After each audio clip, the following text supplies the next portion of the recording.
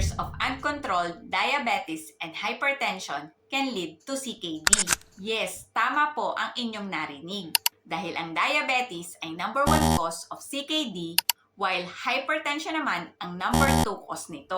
Ang pagkakaroon ng palaging mataas na blood sugar level ay sumisira sa maliliit na kidney filters na tinatawag na glomeruli. While ang pagkakaroon ng palagiang mataas na blood pressure ay sumisira din ng renal arteries na nagkokos ng pagbaba ng blood flow sa inyong kidneys. Kapag ito ay sinamahan pa ng paninigarilyo, obesity, high salt diet, at family history of kidney disease, CKD can happen faster.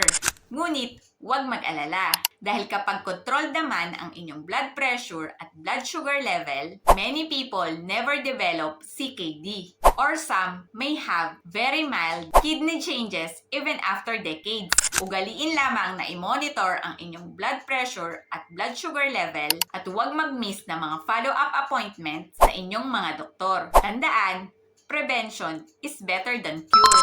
See you around mga kabato. Bye!